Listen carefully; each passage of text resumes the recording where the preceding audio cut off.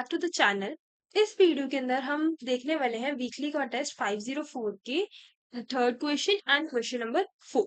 सबसे पहले question number third देखते हैं। क्वेश्चन नंबर थर्ड जो है ये है तुम्हारा maximum number of items from sale two. ये जो तो हमने क्वेश्चन नंबर सेकंड देखा था उसी का आगे सब पार्ट है। काइंड ऑफ लाइक उसके जैसा है बट सिमिलर नहीं है। क्लियर? तो इसके अंदर एक अलग हमें कंडीशन गिवन है जिसके हिसाब से हम लोगों को क्वेश्चन जो है वो कैलकुलेट करना है। इस क्वेश्चन को देख के सबसे पहला थॉट आता है कि क्या पता ये डीपी का क्वेश्चन है या नैपसैक लगता है, ये ग्राफ लगता है या नंबर थ्योरी जैसा वो सवाल लगता है। बट ये जो क्वेश्चन है ना वो एक्चुअल में एक बहुत ही सिंपल और पावरफुल ऑब्जर्वेशन पर बेस्ड है। क्लियर? वो ऑब्जर्वेशन देख ली तो दिस क्वेश्चन इज सॉर्टेड। और ये जो ऑब्जर्वेशन है उसे पहचानना बहुत इंपॉर्टेंट है और बहुत इजी भी है इनफैक्ट मैं कहूंगी। तो इस वीडियो को लास्ट तक जरूर देखना। हम थर्ड क्वेश्चन और फोर्थ क्वेश्चन दोनों बहुत इंपॉर्टेंट है और इन दोनों क्वेश्चंस को बहुत अच्छे तरीके से देखना है। क्लियर? तो अब सबसे पहले क्वेश्चन को स्टार्ट करते हैं। सो क्वेश्चन हमें इसके अंदर क्या गिवन है? क्वेश्चन में हमारे पास हमें आइटम्स गिवन है। क्या गिवन है? कुछ आइटम्स। और हर आइटम के पास दो चीजें गिवन है। सबसे पहली चीज हमें गिवन है फैक्टर। ठीक है, दूसरी चीज हमें गिवन है प्राइसेस। तो ये दोनों चीजें हैं जो हर आइटम के पास हमारे पास गिवन है, फैक्टर्स एंड प्राइसेस। क्लियर? अब हम हर आइटम की अनलिमिटेड कॉपीज खरीद सकते हैं।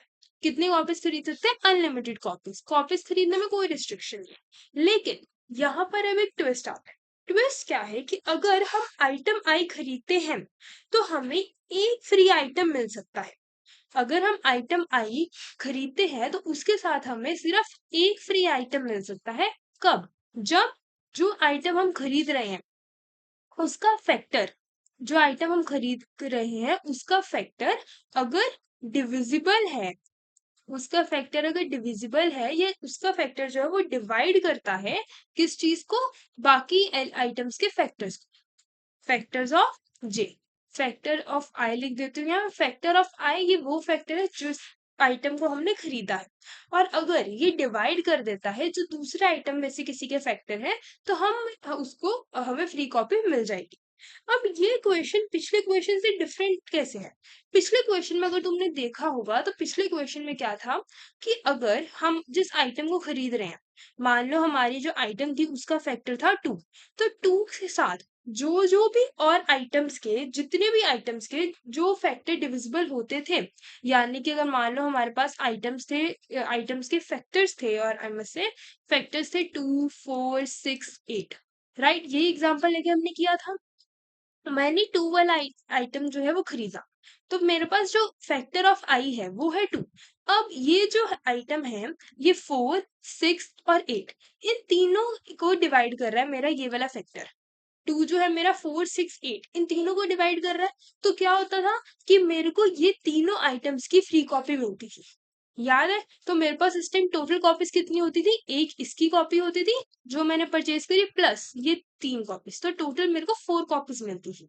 याद आया कुछ? अब इस क्वेश्चन में क्या है कि अगर मान लो ये जो फैक्टर है 2, ये मान लो 4 को भी डिवाइड कर रहा है, ये मान लो 6 को भी डिवाइड कर रहा है और मान लो ये 8 को भी डिवाइड कर रहा है। तो इस बार क्या होगा? इस बार हमें ये तीनों कॉपीज नहीं मिलेंगी। एक बार में हमें सिर्फ एक ही कॉपी मिलेगी। क्लियर? एक बार में हमें सिर्फ एक ही कॉपी मिलेगी। वो कैसे? कि मान लो जब मैंने 2 वाला आइटम सिलेक्ट किया, मतलब वो आइटम सिलेक्ट किया जिसका फैक्टर था 2, तो पहली परचेज पे मैं 2 के साथ अगर मैं चेक करूं कि 2 के साथ 4 जो है वो भी डिविजिबल है, 6 भी डिविजिबल है, 8 भी डिविजिबल है। बट एक टाइम पे मेरे को 2 के साथ 4 वाली आइटम मिलेगी। तो इस टाइम पे कितने मिलेगी? एक 2 जो मैंने परचेज करी वो, और एक ये 4 वाले की मेरे को मिलेगी फ्री कॉपी, यानी कि 2 आइटम। फिर जब मैं नेक्स्ट बार खरीदूंगी, नेक्स्ट टाइम पे मेरे को 2 के साथ मिलेगा ये 6 वाला फैक्टर। तो उस टाइम पे एक कॉपी 2 की और एक कॉपी ये 6 वाले फैक्टर की, तो 2 कॉपी मिलेगी। फिर जब तीसरी बार खरीदूंगी तो मेरे को मिलेगा 2 और ये 8 वाला फैक्टर की कॉपी। तो एक 2 जो मैंने परचेज किया और एक ये जो 8 वाला फैक्टर है इसकी कॉपी, तो 2 कॉपीज मिलेंगी। अब 3 बार तो मैंने कर दिया क्योंकि इसके 3 फैक्टर्स और थे। अब जब मैं चौथी बार करने जाऊंगी ना, तो और कोई फैक्टर तो इसका है नहीं, तो उस टाइम पे क्या होगा, हमारे पास सिर्फ एक ये सिंगल आइटम ही होगा परचेज में, तो सिर्फ एक ही कॉपी हमें मिलेगी। क्लियर? क्वेश्चन क्या है सिंपल सा कि अब इस क्वेश्चन के अंदर तुम्हें जब भी तुम कोई आइटम खरीदोगे, अगर उसका फैक्टर जो है वो बाकी किसी भी आइटम के फैक्टर के साथ डिविजिबल है, ये किसी भी आइटम के फैक्टर को डिवाइड करता है, तो उस टाइम पे तुम्हें एक बार में सिर्फ 2 ही कॉपीज मिल सकती हैं। एक जो तुमने परचेज करी है, और जो आइटम तुम जिसके फैक्टर के साथ डिविजिबल है, उस में से किसी एक फैक्टर के साथ तुम फ्री कॉपी ले सकते हो। तुम अगर जैसे यहाँ पे 3 फैक्टर्स है, तो तुम तीनों की फ्री कॉपीज एक परचेज में नहीं ले सकते। तुम्हारे पास एक परचेज में एक टाइम पर एक ही आइटम की फ्री कॉपी मिलेगी। क्लियर? दोनों में डिफरेंस समझ आया? मेजर डिफरेंस ये है कि उस वाले क्वेश्चन में हम लोग क्या करते थे कि पहली परचेज पे हम जितनी भी फ्री कॉपीज थी, जितनी भी और आइटम्स थे जिसके साथ इसका फैक्टर डिविजिबल हो रहा है, उन सबको ले लेते थे। बट अब हमने वो नहीं लेना, एक बार में एक आइटम, एक बार में एक एक्स्ट्रा फ्री कॉपी मिली। क्लियर है? आई होप ये क्वेश्चन समझ आ रहा होगा आप। अब क्वेश्चन के अंदर बस फाइनली लास्ट में उनसे पूछा क्या गया है कि हम लोगों के पास एक बजट गिवन है, और हमें बजट के अंदर रहकर मैक्सिमम हम टोटल कितनी आइटम्स निकाल सकते हैं। Maximum total items, maximum total items जो है हम कितनी मिल सकते हैं हमें इस बजट के अंदर। और ये जो टोटल आइटम्स है इसके अंदर दोनों चीजें, इसके अंदर जो हमने परचेज करी आइटम वो भी, प्लस जो हमें फ्री मिली है वो भी। क्लियर? इसके अंदर ये दोनों चीजें कंसिस्ट होती है। आई होप अभी क्वेश्चन तुम लोगों को समझ आएगा। अब हम आगे बढ़ते हैं। सबसे पहले ना मैं चाहूंगी अब आप एक सेकंड के लिए ये आइटम्स वगैरह को भूल जाओ। ठीक है? अब क्वेश्चंस को हम लोग एक डील्स के पर्सपेक्टिव से देखते हैं। क्लियर? ये आइटम्स वाला जो भी मैंने कंसेप्ट तुम लोगों को समझाया, इसको एक बार के लिए भी तुम भूल जाओ, ताकि थोड़ा सा और इसको इंट्यूटिवली और थोड़ा सा और अच्छे वे में हम इस क्वेश्चन को बना सके। क्लियर? वेट अ मिनट, इसको मैं इरेज कर देती हूँ ताकि थोड़ा और क्लीनर हमें दिख जाए हमारा ब्लैक बोर्ड। सो यस, अब हम करते कंटिन्यू। तो अब मान लो सपोज करो तुम लोगों ने ना एक आइटम बाय करा। क्या किया? एक आइटम जो है तुम लोगों ने बाय करा, एक आइटम तुम लोगों ने खरीदा। तो अब मुझे क्या मिल सकता है इस क्वेश्चन के अकॉर्डिंग, अगर मैं एक आइटम परचेज करूंगी तो उसके साथ मेरे को एक आइटम फ्री मिल रहा है।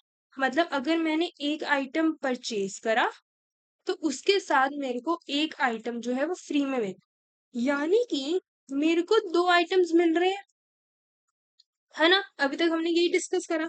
और अभी जो मैंने पीछे आपको एग्जांपल अभी यहाँ करके दिखाया था, उसके अकॉर्डिंगली अब एक चीज हमें समझ आ गई है कि एक परचेज से, एक बार जब भी हम कोई परचेज कर रहे हैं तो उससे हमारे पास जो मैक्सिमम रिवॉर्ड है ना, या मैं बोल सकती हूँ जो मैक्सिमम हमें कॉपीज मिल सकती हैं या मैक्सिमम आइटम्स हमें मिल सकती हैं, वो मैक्सिमम रिवॉर्ड नाम दे देते हैं यहाँ पे हम। मैक्सिमम रिवॉर्ड मेरे को सिर्फ 2 आइटम्स का ही मिल सकता है। क्लियर? एक जो हमने परचेज करी और एक टाइम पे हम एटमोस्ट सिर्फ एक ही फ्री कॉपी बाय कर सकते हैं, ये आपके क्वेश्चन के अंदर भी यहाँ लिखा हुआ है। क्लियर? अब ये जो ऑब्जर्वेशन है ये इस क्वेश्चन को बहुत ज्यादा सिंप्लीफाई करती है। कैसे? सपोज करो, मान लो कि किसी आइटम का प्राइस था 5 रुपीज, किसी आइटम का प्राइस था 5 रुपीज, और इस आइटम के पास ना 3 वैलिड और फ्री टारगेट्स थे। क्या थे? 3 वैलिड फ्री टारगेट्स, यानी कि मैं कह सकती हूँ कि 3 और इसके फैक्टर्स के साथ डिविजिबल थे, या 3 और फ्रीबीज थी इस आइटम के साथ हम। क्लियर? थोड़ी ज्यादा क्लैरिटी मिलेगी आपको। एक मेरा जो आइटम था उसकी कॉस्ट थी 5 रुपए, और उसके साथ मेरे पास 3 वैलिड फ्रीबीज थी। ठीक है? तो मतलब कि पहली 3 परचेजेस पे मैं ये बोल सकती हूँ कि जब मैं पहली 3 परचेजेस करूंगी उस टाइम पे मेरे को 2 आइटम्स मिलेंगे। यानी कि मान लो जब मैंने करी डील #1, जब मैं पहली डील करने जा रही हूँ, मैंने 5 रुपए दिए, मेरे को 2 आइटम मिल गए। क्लियर? उसके बाद जब अब मैं डील 2 करने जा रही हूँ, डील 2 करने में 5 रुपए दिए, मेरे को फिर से 2 आइटम मिल गए क्योंकि 3 वैलिड फ्रीबीज है ना। फिर डील नंबर 3 करने जा रही हूँ। 3 नंबर डील में मैं 5 रुपए दिए, फिर से मेरे को 2 आइटम मिल गए। बस अब इसके बाद अगर मैं 5 रुपए दूँगी तो मेरे को सिर्फ़ 1 ही आइटम मिलेगा, क्योंकि इसके साथ जितने भी और फ्री कॉपीज़ मिल सकती थी वो तो सब खत्म हो गई। तो अब मेरे को सिर्फ़ 1 ही मिलेगा। क्लियर? मैं ये आइटम जो है ये अनलिमिटेड बार ही खरीद सकती हूँ। अनलिमिटेड इसकी मेरे पास कॉपीज़ हैं। लेकिन जो इसके साथ फ्री आइटम्स मेरे को मिलनी है ना, वो सिर्फ़ 3 ही है मेरे पास। तो अगर वो तीनों खत्म हो गए तो उसके बाद मेरे को 1 ही कॉपी मिलेगी जो मैंने परचेज़ करी। फ्री नहीं मिलेगी फिर। क्लियर है? अब क्वेश्चन, अब यहाँ से क्या पता चल रहा है, क्वेश्चन जो है ना वो आइटम का नहीं बचा तुम्हारा, क्वेश्चन अब तुम्हारा आ गया डील्स के ऊपर। क्लियर? डील्स के ऊपर कैसे हो गया, अब सपोज करो तुम्हारा पास जो सबसे चीपेस्ट कॉस्ट है, यानी कि अगर मैं बोल दूं मिनिमम प्राइस जो है ना, मिनिमम प्राइस है तुम्हारे पास 4 रुपीज का। क्लियर? क्या बोला मैंने, मिनिमम प्राइस है तुम्हारे पास 4 रुपीज का। तो अगर तुम मार्केट का एक्सचेंज रेट के जैसे अगर हम बात करें, तो मान लो 4 रुपीज के अंदर तुम्हारे पास एक आइटम तुम लोगों को मिल रही है। 4 रुपीज के अंदर क्या मिल रही है, एक आइटम। और मान लो अगर अब कोई ऐसी डील आ गई, डील क्या आई कि 5 रुपए के अंदर मेरे को 2 आइटम मिल रही है, तो तुम तो कहोगे कि वाह भाई क्या अमेजिंग डील है, कि कहा मेरे को 4 रुपए में एक आइटम मिल रही थी, अब 5 रुपए में 2 आइटम मिल रही है। ठीक है, तो डील तो बहुत अच्छी होगी। लेकिन अब मान लो कोई और अलग डील आ गई जिसने बोला कि 10 रुपए में मेरे को 2 आइटम्स मिल रहे हैं, तो तुम क्या इस डील को अच्छा कहोगे? तुम कहोगे नहीं, ये डील तो बहुत ही बेकार है। क्यों? क्योंकि अगर मेरे को 4 रुपए में एक आइटम मिल रहा था, तो अगर मैं इसका डबल करूं, 4 into 2 यानी कि 8, तो 8 रुपीज में मेरे को 2 आइटम्स मिल जाएंगे। तो अगर मेरे को 8 रुपीज में 8 रुपए में 2 आइटम मिल रहे हैं, तो मैं 10 रुपए क्यों दूं 2 आइटम के? मैं 8 रुपए में तो खरीद सकती हूँ ना। ऑब्वियस सी बात है, हम सस्ती चीज देखेंगे। अगर 4 रुपए में भी अगर 4 रुपए में एक आइटम मिल रहा है और मान लो 10 रुपए में भी एक आइटम मिल रहा है, मान लो, और सिंपलर एग्जांपल लेती हूँ, हमारे पास 2 शॉप्स है। क्लियर? वेट, तुम्हें इस जो कंसेप्ट है इसको और अच्छे तरीके से अब हम एक बार क्लियर करते हैं। मान लो तुम चॉकलेट लेने गए, ठीक है, एक है यहाँ पे, ये है तुम्हारी शॉप नंबर ए, ठीक है, ये है तुम्हारी shop number B. Shop number A है ना, जो तुम्हारी फेवरेट चॉकलेट है, कोई भी समझ लेना, उस चॉकलेट को शॉप नंबर ए एक चॉकलेट का प्राइस दे रहा है तुम्हें ₹10। ठीक है, और जो शॉप बी है, वो तुम्हारी जो वही सेम चॉकलेट जो तुम्हें चाहिए उसको दे रहा है ₹15 में। तो तुम कौन सी शॉप से खरीदोगे? तुम ए से खरीदोगे या बी से खरीदोगे? ऑब्वियस सी बात है कि तुम ए से खरीदोगे, क्योंकि तुम्हारा जो आइटम है, आइटम तो एक ही है, चॉकलेट तो सेम ही है। बस क्या है, यहाँ वो उसको 10 रुपए में दे रहा है और यहाँ वो उसको 15 रुपए में दे रहा है। तो ऑब्वियस सी बात है, अगर सेम चीज तुम्हें सस्ते में मिल रही है तो तुम उसको सस्ते में लोगे। राइट? तो यहाँ पे ये चीज मैंने कैसे सोचा, ये मैंने बहुत ही ग्रीडीली अपनी एक अप्रोच में देखा इसको, अगर तुम समझ पा रहे हो, कि मैंने देखा कि अब जब मेरे पास नंबर ऑफ आइटम्स, मेरे को मतलब नंबर ऑफ फ्री चीजें, या फिर अगर मैं बोलूँ कि मेरे को जितनी क्वांटिटी मिलनी है, क्वांटिटी मेरी फिक्स है, क्वांटिटी मेरे को यहाँ पे भी एक मिलनी है, क्वांटिटी मेरे को यहाँ पे भी एक मिलनी है। और किस चीज की क्वांटिटी, वो आइटम भी मेरी फिक्स है। बस यहाँ मेरे को उस एक आइटम के 10 रुपए देने हैं, यहाँ मेरे को 15 रुपए देने हैं। तो ऑब्वियस सी बात है, मैं 1 रुपए वाली आइटम खरीदूंगी, मतलब जिसमें मेरे को कम पैसे देने वाले हैं, मैं वो वाली आइटम खरीदूंगी, वहां से खरीदूंगी। राइट? अब वापस आते हैं इस चीज पे, कि जैसे यहाँ पे मेरे को 4 2 8, मतलब 4 रुपए में जब एक आइटम मिल रही थी, और यहाँ डील है कि 10 रुपए में 2 आइटम्स मिल सकती है। बट अगर मैं देखूं कि अगर मैं 4 रुपए की आइटम 2 बार ले लूं, तो मेरे को 8 रुपए के अंदर ही वो 2 आइटम्स मिल जाएंगे, जिसके लिए यहाँ पे ये मेरे से 10 रुपए मांग रहा है। तो मैं यही चीज कर सकती हूँ। तो इसी वजह से, इसलिए यहाँ पे सिर्फ वही डील्स यूजफुल है। इसमें से मैं एक ये कंक्लूजन निकाल सकती हूँ कि मेरे पास सिर्फ वही डील्स जो है वो यूजफुल है, जिनकी जो डील की कॉस्ट है ना मेरी, जिस डील पे मैं जिस कॉस्ट पे मैं खरीद रही हूँ, डील कर रही हूँ, अगर उसकी कॉस्ट लेस देन है 2 टाइम्स ऑफ मेरा मिनिमम कॉस्ट, जो मेरा मिनिमम कॉस्ट है, अगर उसके 2 टाइम्स से कम है मेरा डील का कॉस्ट, तो वो सेटिस्फाइड है, तो मैं वो डील खरीद सकती हूँ। लेकिन अगर 2 टाइम से ज्यादा है ना मेरी डील की कॉस्ट, तो मैं वो minimum 2 times of minimum cost से अगर ज्यादा है मेरी डील की कॉस्ट, तो ये डील बहुत बेकार है, फिर तो मेरे को उसको खरीदना बनता ही नहीं। यहाँ पे मेरे आइटम का जो मिनिमम प्राइस था वो था 4, क्लियर। अब मिनिमम प्राइस 4 था, तो लेकिन यहाँ पे ये मेरे को ऑफर कर रहा था 10 रुपीज में। लेकिन अगर मैं 4 रुपीज वाली आइटम को ही 2 बार खरीद लिया तो मेरे को 8 रुपीज के अंदर मेरा काम हो रहा है। तो जो मेरी डील की कॉस्ट है वो मेरी ट्वाइस ऑफ मिनिमम कॉस्ट से लेस होनी चाहिए। क्लियर, ये चीज समझ में आई। हाँ, अब क्या बात आती है, इसके बाद हम नेक्स्ट चीज समझते हैं। आई होप इतना तक अभी आप लोगों को अच्छे से समझ आ रहा होगा। अब नेक्स्ट चीज जो हमारी आती है वो है कि अब हमें पता लगाना है कि हर फैक्टर कितनी प्रॉफिटेबल डील जनरेट कर रहा है, या फिर अगर मैं बोलूं कि हर फैक्टर जो है वो कितनी फ्रीबीज जनरेट कर रहा है। हर फैक्टर जो है वो कितनी फ्री आइटम्स या फ्रीबीज जो है वो जनरेट कर रहा है, मेरे को ये चीज फाइंड आउट करनी है। अब ये चीज मैं कैसे फाइंड करूँ? सपोज करो कि मान लो मैं तुम्हें देती हूँ कि यहाँ पर अगर एक मेरे पास एग्जांपल है, फैक्टर है 2 और इसके मेरे पास मल्टीपल भी है 4 6 8। क्लियर, यही सेम हम एग्जांपल लेते हैं। अगर मैं काउंट करूँ, ठीक है, तो मेरा जो अगर मेरे को काउंट करना है कि 2 जो है फैक्टर है ये कितनी फ्री आइटम्स लेगा, तो अब अगर हम डिवाइड करने बैठे हम क्या सोचते हैं कि हर फैक्टर जो है अब वो ही इसके अंदर फ्री आइटम्स होंगी अगर जो मेरा आइटम मैंने परचेज करी अगर उसका फैक्टर बाकी फैक्टर्स को डिवाइड कर दे। अब यहाँ पे अगर मैं देखूँ तो लेकिन एक कंडीशन और, आई नॉट इक्वल्स टू जे होना चाहिए तुम्हारा। मतलब कि तुमने जो आइटम खरीदी है तुम उसी का फैक्टर को इससे डिवाइड नहीं कर सकते। ऐसा हो कि मान लो मैंने 2 दे लिया यहाँ पर। क्लियर, अब मैंने ये वाला आइटम ली जिसका फैक्टर था 2। अब अगर मैं यहाँ पे करने जाऊं कि 2 जो है वो मेरा किस किस से डिवाइड हो रहा है, तो मैं एक काम कर लूं, 2 से भी डिवाइड हो रहा है, एक ये हो गया, 4 भी किससे भी कर रहा है, 6 से भी कर रहा है, 8 से भी कर रहा है। मतलब मेरे पास 4 फैक्टर हुए। तो मैंने ये नहीं करना, मेरे फैक्टर्स 4 नहीं हुए, मेरे फैक्टर्स कितने होंगे, 4 - 1 यानी कि 3। 3 क्यों हुए? क्योंकि I not equals to J condition है मेरे पास कि अगर मैं ये आइटम ले रही हूँ तो मेरे को इसका फैक्टर नहीं काउंट करना, मैंने बाकी आइटम्स बचे हुए आइटम्स में से देखना है कि और किस आइटम के साथ इसका फैक्टर डिवाइड हो रहा है ताकि मैं उन आइटम्स को as a free item consider कर पाऊँ। क्लियर है? तो इस हिसाब से हम सारे के सारे जो आइटम्स है ना उसके लिए हम लोग जैसे ये फ्री चीजें निकाल लेंगे कि कितनी फ्रीबीज हमें कितने प्रॉफिटेबल फैक्टर्स मिल रहे हैं। मान लो इसको एक मैं टेम्परेरी एरे के अंदर स्टोर कर देती हूँ। क्लियर, जैसे यहाँ पे टेम्परेरी ऑफ 2 जो है, अगर 2 की बात करें टेम्परेरी ऑफ 2 यहाँ पे आ गया 3, ये इन तीनों से डिवाइड हो रहा है।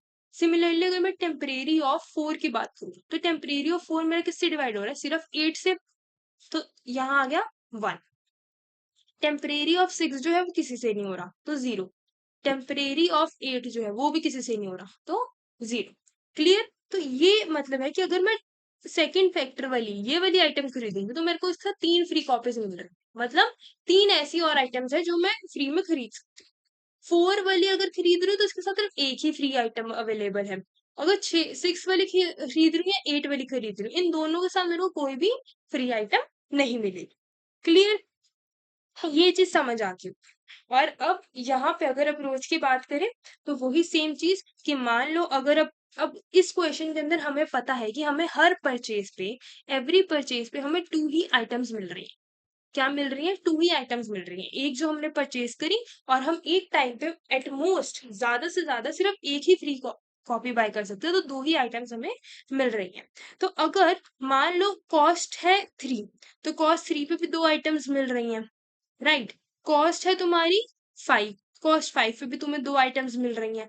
कॉस्ट है तुम्हारी 7, तो 7 पे भी तुम्हें 2 आइटम्स मिल रही हैं। अब रिवॉर्ड तो है वो सबका सेम है, ठीक है। अब डिफरेंस है यहाँ पे सिर्फ कॉस्ट का। तो अगर मैं तुमसे पूछूं कि तुम कौन से वाला इसमें से कौन से वाली चीज इस पे जाके 2 आइटम्स खरीदोगे, तुम किस कॉस्ट पे आइटम खरीदोगे? तुम ऑब्वियसली बोलोगे कि हम 3 कॉस्ट पे आइटम खरीदेंगे, ठीक है, क्योंकि सबसे सस्ती वही है। तो इसीलिए यहाँ पे ये जो है ना ग्रीडी अप्रोच है तुम्हारी। कौन सी अप्रोच हम इस क्वेश्चन के अंदर यूज कर रहे हैं? हम यूज कर रहे हैं ग्रीडी अप्रोच। ये बहुत इंपॉर्टेंट था, ये जो इतना मैंने अभी तुम्हें समझाया ये सिर्फ इसीलिए था क्योंकि इस क्वेश्चन के अंदर हमारे पास जो हमें रिवॉर्ड मिलने हैं, फ्री आइटम्स मिलनी है, वो फिक्स्ड है। सारा खेल इस क्वेश्चन में है तुम्हारे कॉस्ट का। तो इसी करके अब हमें ग्रीडीली सोचना है कि किस तरीके से हमने कौन से वाले कॉस्ट के आइटम को पहले लेना है। क्लियर, ताकि हमारे आइटम्स भी मैक्सिमाइज हो और हमारी कि हम कम कॉस्ट में ज्यादा से ज्यादा आइटम्स खरीद पाए। लेकिन जो हमारा प्रीवियस क्वेश्चन था, क्वेश्चन नंबर 2, उसके अंदर ऐसा नहीं था। उसके अंदर तुम्हारी एक परचेज पे ही तुम जितनी फ्री आइटम्स अवेलेबल थी वो सब खरीद रहे थे। तुम्हारे जो रिवॉर्ड्स हैं वो भी बार बार चेंज हो रहे थे, इसलिए हम वहां पे डीपी लगाई थी। बट इस क्वेश्चन में रिवॉर्ड्स हमारे फिक्स है, हमें सिर्फ ग्रीडीली चॉइस करना है, तो यहाँ पे हम यूज करेंगे हमारी ग्रीडी अप्रोच। क्लियर। अब एक बार अगर मैं तुम्हें इस क्वेश्चन को जो है वो ड्राई रन करके दिखाती हूँ, जो हमें इसके अंदर एग्जांपल गिवन है, मैं उसी के अंदर तुम्हें ड्राई रन करूँ। ड्राई रन के लिए तुम्हारे पास यहाँ पे जो आइटम्स हैं, आइटम्स तुम्हें गिवन है 1, 6। 1 जो है वो फैक्टर है, 6 है इसका प्राइस, 2, 4, 3 और 5, ये तुम्हारा फर्स्ट एग्जाम्पल है। क्लियर। और तुम्हें बजट जो है, बजट तुम्हें गिवन है 19 का। हाँ, सबसे पहला स्टेप मैं क्या करूंगी, सबसे पहले स्टेप के अंदर मैं काउंट करूंगी यहाँ पे फ्रीक्वेंसी। ठीक है, फ्रीक्वेंसी कैसे मैं काउंट करती हूँ, मैं अपने क्वेश्चन को सिंपलर बनाना है बस मेरे तरीके से। अब मैंने पहले काउंट कर लिया कि जो मेरे पास फैक्टर था 1, फैक्टर 1 का जो है मेरे पास एक ही बार आ रहा है फैक्टर, और नहीं कभी आ रहा। क्लियर। फैक्टर 2 जो है, फैक्टर 2 भी मेरे पास एक बार आ रहा है। फैक्टर 3 जो है वो भी मेरे पास एक बार आ रहा है। ठीक है, किसी क्वेश्चन में हो सकता है कि ज्यादा बार भी है, बट अभी मेरे को पता चल गया कि एक ही बार आ रहा है। और मैंने यहाँ से मेरा अभी देख लिया कि मेरी मिनिमम कॉस्ट कितनी है। इन तीनों में से ये कॉस्ट प्राइस को दिखा रहा है, तो इनमें से मेरी मिनिमम कॉस्ट क्या है, 4। मिनिमम कॉस्ट मेरी क्या है, 4। अब मैं चेक करूंगी कि मेरे को कितनी फ्री आइटम्स या फ्रीबीज मिल रही है। राइट। अगर अब मैं फैक्टर नंबर 1 की बात करूँ, किसकी बात करूं, फैक्टर 1 की, तो फैक्टर 1 जो है वो किस किस को डिवाइड कर रहा है, फैक्टर 1 2 को भी डिवाइड कर रहा है, 3 को भी डिवाइड कर रहा है। 1 को मैं कंसीडर नहीं करूंगी, अगर मैं इस फैक्टर की बात करूँ तो मैं इस वैल्यू को कंसीडर नहीं करूंगी। राइट, क्योंकि आई नॉट इक्वल्स टू जे वाली कंडीशन है। तो फैक्टर 1 जो है वो इन दोनों को कर रहा है। तो फैक्टर 1 के लिए मेरा, मैं बोल सकती हूँ कि जो मेरा टेम्परेरी ऑफ 1 है उसकी वैल्यू हो गई 2। क्लियर। दो फ्री आइटम्स मेरे को मिल रहे हैं यहाँ पे, फ्री आइटम्स बोल लो, रिवॉर्ड्स बोल लो। क्लियर, ये मिल रहा है तुम्हें। सिमिलरली अगर मैं फैक्टर नंबर 2 की बात करूं, तो फैक्टर नंबर 2 के लिए मेरे पास सिर्फ ये खुद ही है, मेरे पास और तो कुछ है नहीं। तो फैक्टर 2 के लिए 0। और similarly factor number 3, factor number 3 के लिए भी आ जाएगा मेरे पास 0। क्लियर। तुम्हें यहाँ से ये चीजें मिल गई। फैक्टर नंबर 1 के लिए आया तुम्हारे पास 2 आइटम्स, 2 के लिए आया तुम्हारे पास 0, और फैक्टर 3 के लिए भी तुम्हारे पास आया 0। अब हमने चेक करना है कि कौन सी डील से हमें प्रॉफिट होगा। अब प्रॉफिटेबल डील के लिए मैंने क्या बताया था कि जो तुम्हारी डील की कॉस्ट है वो लेस देन होनी चाहिए तुम्हारी 2 times of your minimum cost. ठीक है, तो डील की कॉस्ट जो है वो लेस देन होनी चाहिए 2 टाइम्स ऑफ मिनिमम कॉस्ट, यानी कि 4। तो जो भी तुम्हारी डील की कॉस्ट होगी वो 8 से छोटी होनी चाहिए। अब मैं पहली वाली की बात करती हूँ, अगर मान लो मैं ये फैक्टर नंबर 1 वाली आइटम खरीद रही हूँ, फैक्टर 1 की आइटम में मेरे पास मेरा प्राइस जो है, फैक्टर 1 की आइटम के लिए जो मेरा प्राइस है वो गिवन है 6। तो 6 क्या 8 से छोटा है, हाँ 6 तो 8 से छोटा है। मतलब कि ये वाली जो डील है ना फैक्टर 1 खरीदने की, तो ये डील तो मेरी भाई प्रॉफिटेबल है, ये मैं खरीद सकती हूँ। ठीक है, तो मान लो मैंने ये डील खरीद ली, तो अब मैं इसको एक जगह पे स्टोर कर लेती हूँ। स्टोर क्या कर लूंगी, कॉस्ट थी मेरी 6, और 6 की कॉस्ट में मेरे को कितना रिवॉर्ड मिला, रिवॉर्ड को मैं काउंट कर लेती हूँ, काउंट की वैल्यू हो गई मेरी 2। 6 की कॉस्ट में मेरे को 2 आइटम्स मिल गए। अब बजट तो था मेरा 19। 19 में से एक बार मैंने 6 की खरीदी, तो मेरे को उस टाइम पे 2 चीजें मिल गई।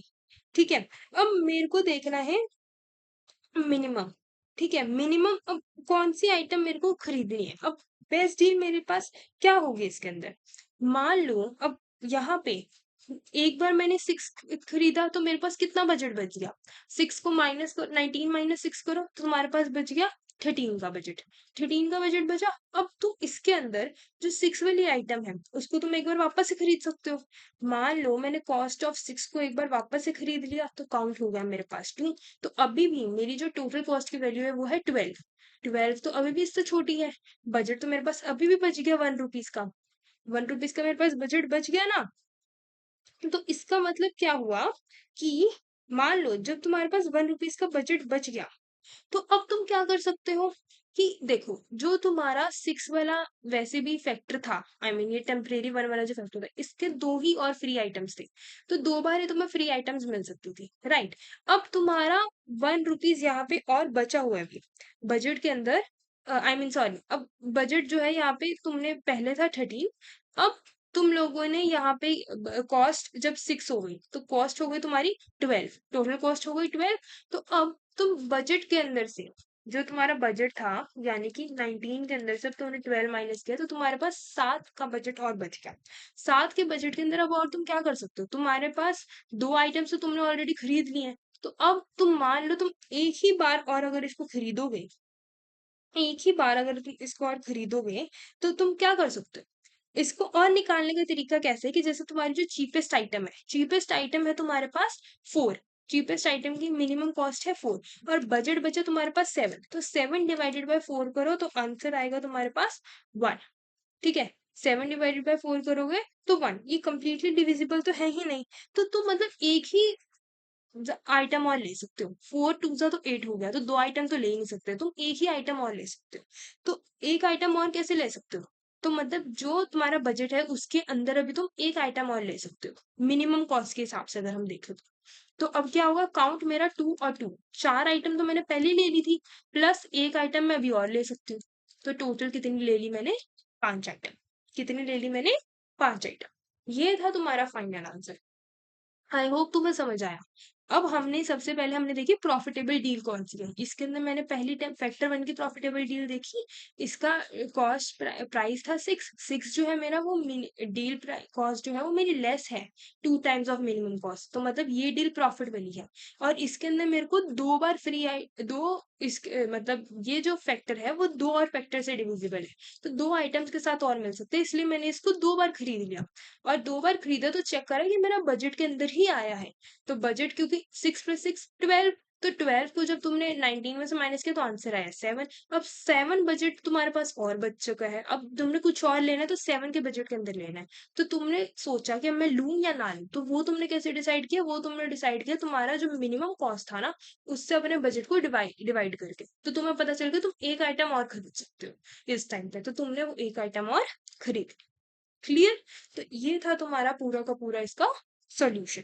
अगर अब मैं यहाँ पे बात करूँ तुम्हारी टाइम कॉम्प्लेक्सिटी की, तो टाइम कॉम्प्लेक्सिटी इस केस में तुम्हारी होगी big of N log N. इस पूरे क्वेश्चन में तुम्हारी जो टाइम कॉम्प्लेक्सिटी है that will be your big of N log N. N log N तुम्हारी कैसे हुई, जो तुम्हारी ग्रीडीली हम ये प्रोसेस करेंगे ना उसकी टाइम कॉम्प्लेक्सिटी लगेगी तुम्हारे पास बिग ऑफ एन। क्लियर, और जब फ्रीक्वेंसी काउंट करेंगे उसकी टाइम कॉम्प्लेक्सिटी भी लगेगी बिग ऑफ एन, ये जो फैक्टर्स हमने कैलकुलेट करे। लेकिन जो हम मल्टीपल टाइम्स ट्रेवर्सल करेंगे, कभी डील कॉस्ट निकालने के लिए या फिर कभी हम फैक्टर्स वगैरह कैलकुलेट करने के लिए, तो उस टाइम पे तो हमारी टाइम कॉम्प्लेक्सिटी लगेगी big of N log. Clear, तो इसी करके तुम्हारी जो टोटल टाइम कॉम्प्लेक्सिटी है वो लग रही है big of N log. Clear, अब हम देखते हैं इस क्वेश्चन का कोड। तो अब हम देखने जा रहे हैं इस क्वेश्चन का कोड।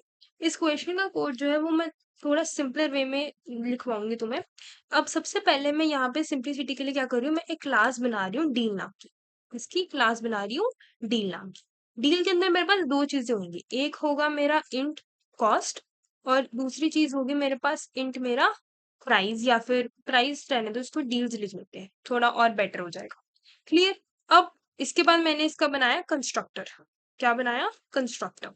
कंस्ट्रक्टर के अंदर इंट कॉस्ट है, दो पैरामीटर्स आ रहे हैं, कॉस्ट और दूसरा है इंट डील्स, दो पैरामीटर्स है मेरे पास। कैसे लिखेंगे इसको हम रिप्रेजेंट करते हैं, this dot cost equals to मेरा है कॉस्ट के equal, and this dot deals, जो दिस डॉट डील्स है वो है मेरी डील्स के इक्वल। क्लियर, तो यहाँ पे मेरा ये जो मैंने एक सिंप्लिसिटी के लिए मेरी क्लास बनाई। अब मेरे को दे रखा था public int maximum sales item वाली क्लास, जिसके अंदर मेरे पास दो पैरामीटर्स है आइटम्स और बजट।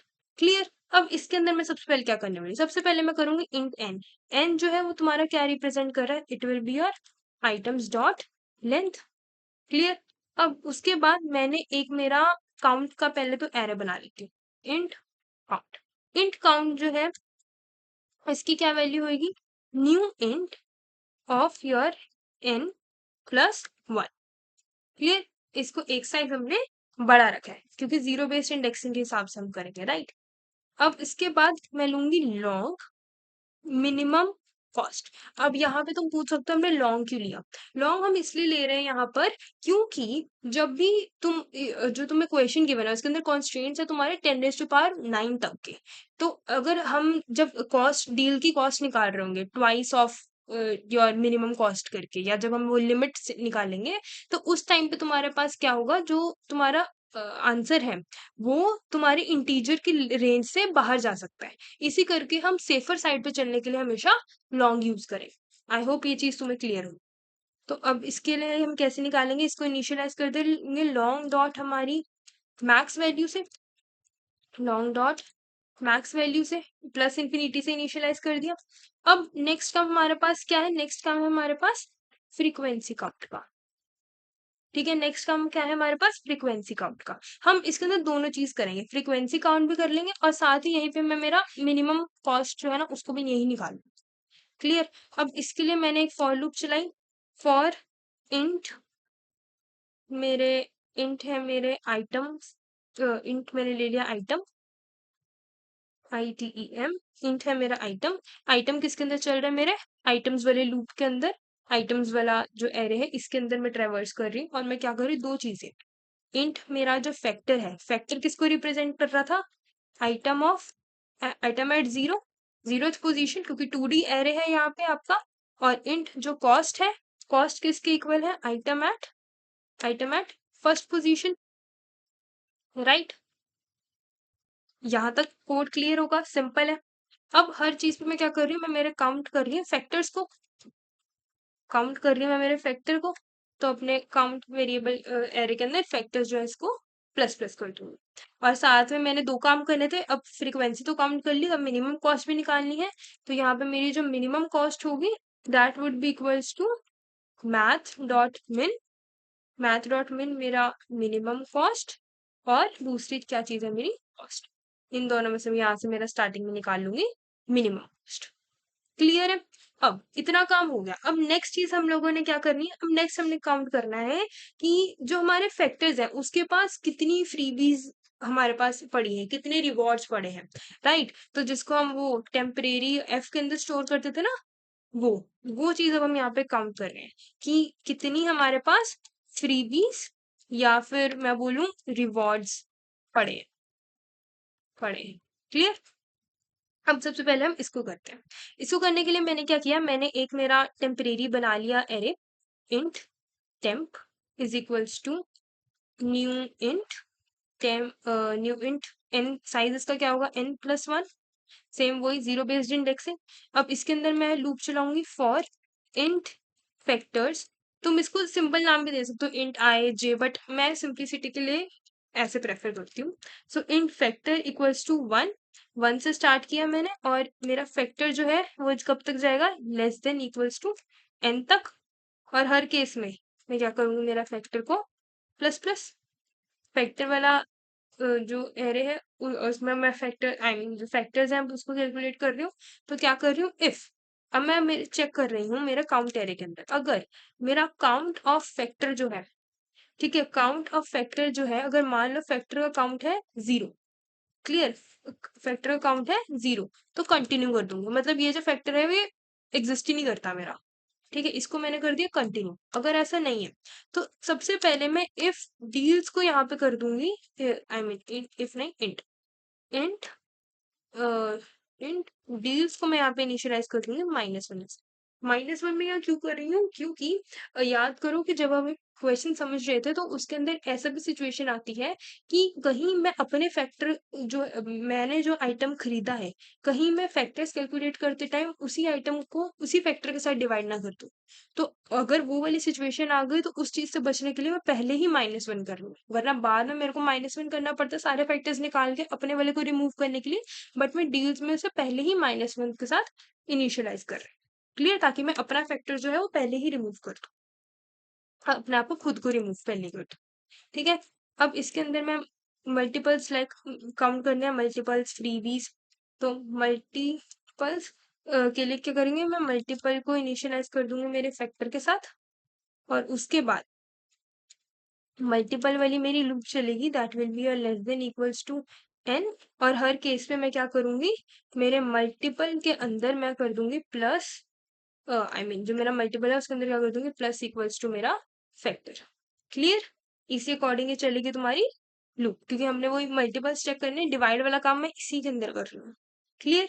तो हर केस में मैं क्या करूंगी, डील्स के अंदर मैं प्लस इक्वल्स टू कर दूंगी मेरे काउंट ऑफ मल्टीपल की वैल्यू।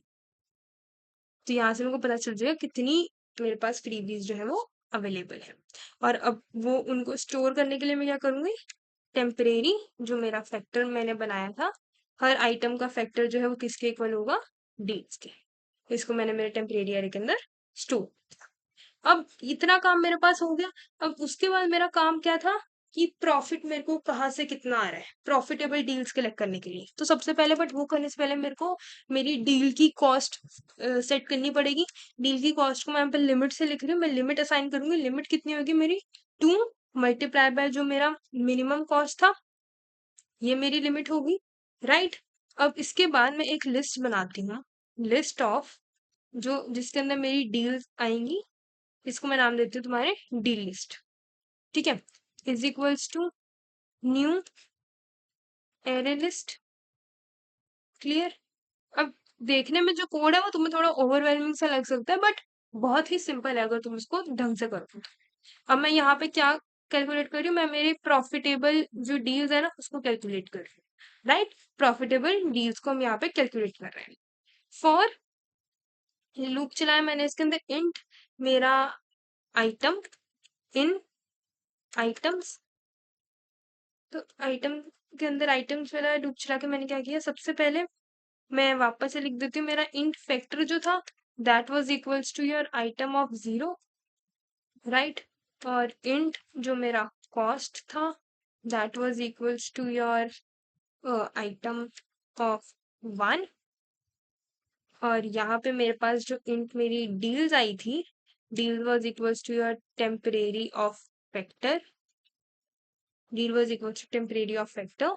और आफ्टर दैट अब क्या मैंने चेक करा, इफ अगर जो मेरी कॉस्ट है वो लेस देन है मेरी लिमिट से, ठीक है, कॉस्ट जो है मेरी लेस देन है लिमिट से, और जो मेरी डील्स है वो ग्रेटर देन है 0, डील्स भी है और कॉस्ट मेरी उससे लिमिट से कम है, तो मतलब मेरे पास प्रॉफिटेबल डील है, तो इसको मैं मेरी डील लिस्ट के अंदर ऐड कर दूंगी। Deal list dot add my new deal, new deal जिसके अंदर वैल्यू क्या है, मेरे पास कॉस्ट है और मेरे पास डील है। क्लियर? इसलिए मैंने यहाँ पे क्लास बनाई थी ताकि तुम्हारे लिए बहुत इजी हो जाए। अदरवाइज तुम्हें पूरा का पूरा कैलकुलेट करना पड़ता है बिट मैनिपुलेशन की हेल्प से, तो वो थोड़ा कॉम्प्लेक्स हो जाता है। तो क्लासेस से थोड़ा आपको इजी बेनिफिट मिल जाएगा। राइट? अब इसके बाद, अब ये जब मेरा मैक्सिमम प्रॉफिटेबल डील्स वाला काम कर दिया, उसके बाद मैं क्या काम करती थी, फिर मैं मेरी चीपेस्ट डील्स में से डील करती थी। याद करो जब मैं रिमेनिंग बजट को सॉल्व कर रही होती थी, तो रिमेनिंग बजट के टाइम पे मैं मेरी जो चीपेस्ट डील है, सबसे सस्ती वाली, उसी को लेती थी। तो सबसे पहले मैं मेरी चीपेस्ट डील निकाल सकती हूँ। ठीक है? चीपेस्ट डील्स को मैंने पहले निकाल लिया। चीपेस्ट डील कैसे निकालेंगे, हम जो लाइब्रेरी होते हैं collections, right, collections dot sort, हम ऑलरेडी सॉर्ट कर देंगे। सॉर्ट क्या करेंगे, मेरी डील लिस्ट को, डील लिस्ट को मैं अब, आपको पता है कि तुम्हें हर डील के ऊपर 2 आइटम्स ही मिलनी है। तो जब चीजें 2 मिलनी है तो तुम सबसे पहले जो सबसे सस्ती है डील उसको खरीदोगे ना। जब हर आइटम की, हर डील के ऊपर तुम्हें 2 ही आइटम्स मिलनी है, तो तुम सबसे जो लीस्ट कॉस्ट वाली होगी, सबसे सस्ती वाली, उसको खरीदोगे। वो एग्जांपल लो कि 5 रुपए में भी 2 आइटम मिल रही है, 10 रुपए में भी 2 आइटम मिल रही है, तुम कौन सी में खरीदोगे, 5 रुपए में। तो वही चीज हम यहाँ पे कैलकुलेट कर रहे हैं। तो D list comma A B, arrow functions की हेल्प से हम इसको करेंगे। Arrow your integer dot compare, integer dot हमने कंपेयर क्या करा, A dot cost comma B dot cost. ठीक है? हमने ए डॉट कॉस्ट को कंपेयर करा और बी डॉट कॉस्ट को कंपेयर करा। अब मैं मेरा आंसर जो है उसको स्टोर करूंगी लॉन्ग के फॉर्म में। लॉन्ग आंसर इक्वल्स टू, मान लो स्टार्टिंग में मैंने कर लिया 0। अब फॉर डील करंट, मान लो करंट डील की बात कर लेते हैं। फॉर डील करंट किसके, सॉरी, फॉर डील आप निकालोगे current in your deal list. For deal current in your deal list. तो deal current in your deal list तुम कैसे निकालने वाले हो? For deal current in your deal list, इसके अंदर तुम क्या करोगे, लॉन्ग, और जो चीज हम खरीद रहे हैं टेक ले लेते हैं, long take equals to math dot min, math dot min minimum of, अब इंटीजर वैल्यू थी तो उसको पहले लॉन्ग में हमें कन्वर्ट करना पड़ेगा, तो हम यहाँ टाइप कास्टिंग करेंगे लॉन्ग करंट डॉट डील्स, जो मेरी करंट की डील्स थी, या फिर जो मैं बजट के अंदर से डिवाइड कर देती हूँ अपने करंट डॉट कॉस्ट। क्लियर? इससे मैं अपना जो टेक है उसको क्या कर लूंगी, कैलकुलेट। अब इसके बाद मैंने इतना कर लिया, अब मेरा जो आंसर है, आंसर जो है वो प्लस इक्वल्स टू, यहाँ पे ट्वाइस ऑफ लॉन्ग करेंगे हम ये फ्लॉट वैल्यू से बचने के लिए, इनटू टेक। क्लियर? और बजट अब मेरे पास कितना बच गया, budget minus equals to, minus कर दूंगी मैंने जो खरीदा, टेक इनटू जो मेरा करंट डॉट राइट। अब लास्ट में बस तुम्हें अपना आंसर वो रिटर्न करना है, तो आंसर कैसे रिटर्न करोगे, रिमिट बजट से, जो तुम्हारा रिमेनिंग बजट है ना उसमें से सबसे चीपेस्ट आइटम को बाय कर लो।